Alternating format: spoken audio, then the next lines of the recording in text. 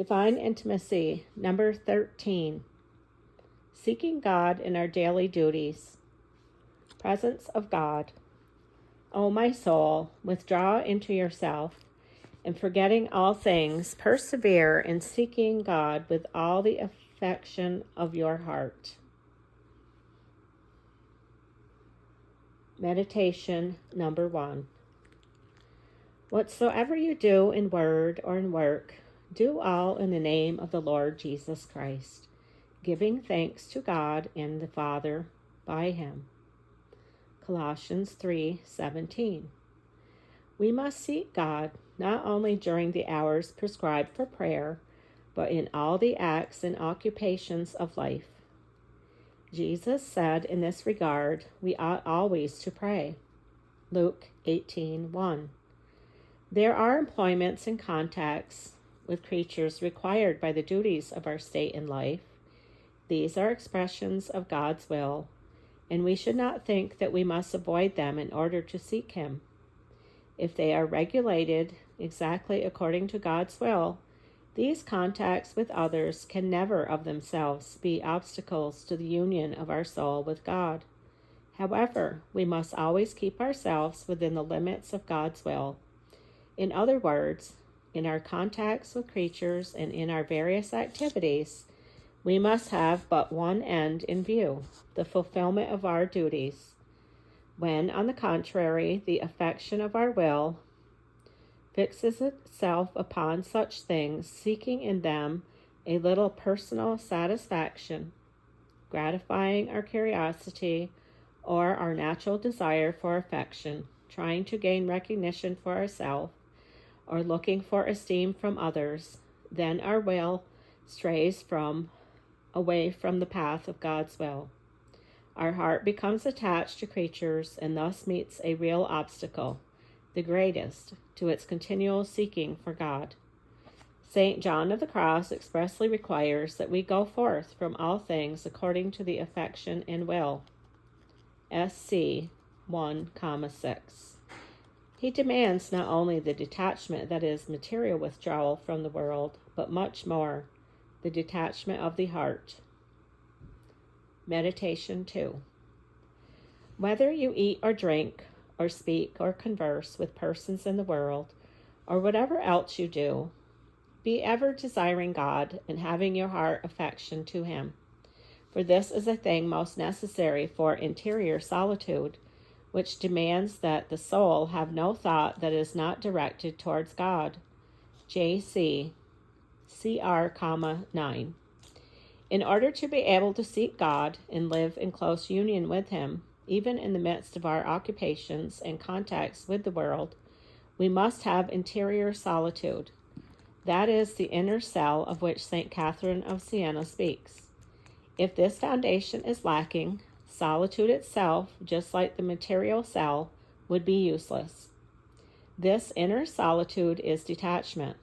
A heart which is not completely detached will always and everywhere find something to distract it from seeking God, to enslave it and make it more or less a prisoner of creatures, and to fill it with worldly affections and desires.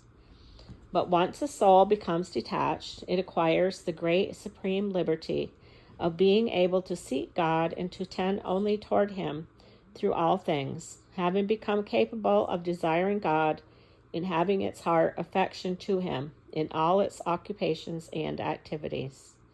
Here on earth, our search for God and our union with him are accomplished by means of the will rather than by the intellect. Even when duty, study, work, teaching the apostolate requires intense application of the mind and dedication to the work, the soul can still remain oriented to God by the affection of the heart, that is, with the desire of charity, which unceasingly urges it to seek God, his will, and his glory. If the charity of Christ urges us, nothing will be able to separate us from him. Colloquy. As the thirsty stag pants for the spring of living water, so does my heart long for you, O God. My soul thirsts for you. It desires, seeks, and wants nothing but you alone. O compassionate and loving Lord of my soul, You also say, Come unto me, all ye that thirst, and I will give you to drink. O life, which giveth life to all, deny me not this precious water, which you have promised to those who desire it. I desire it, Lord, and I ask for it, and I come to you. Hide not yourself from me, Lord, for you know my need, and now how this water is true medicine for the soul you have wounded. O living streams, issuing from the wounds of my God, how abundantly do you ever flow for our succor, and how safely will one pass through the perils of this miserable life, who can draw sustenance from this divine water. TJ, Exc, 9. Only you, O Lord, can satisfy my soul's thirst for supreme truth, infinite charity, and eternal beauty. When my heart becomes fixed upon any created thing, seeking a little satisfaction in it, when it lets itself be taken up, even to a slight degree, by some earthly affection, and without discretion becomes immersed in the business and cares of life, very soon it has to withdraw from them, weary and exhausted, empty and oppressed. O Lord, create in me a pure, upright heart, which seeks you always and in all things. Set in order charity within me, so that my affections and desires may remain constantly directed toward you.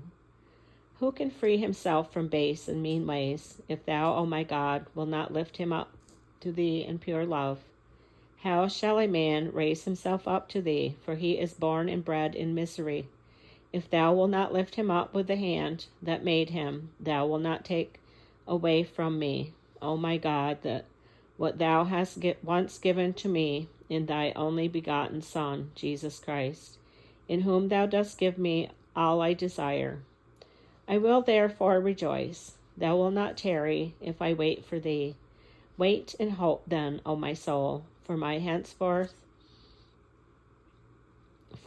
from henceforth thou must love God in thy heart. The heavens are mine, the earth is mine, and the nations are mine. Mine are the just, and the sinners are mine. Mine are the angels, the mother of God, and all things are mine. God himself is mine and for me, because Christ is mine and all for me. What dost thou then ask for? What dost thou seek for, O my soul? All is thine, all is for thee. Do not take less, nor rest with the crumbs which fall from the table of thy Father. Go forth and exult in thy glory. Hide thyself in it and rejoice, and thou shalt obtain all the desires of thy heart. J.C. SM1, Prayer of the Enamored Soul. End of number 13. Seeking God in our daily duties.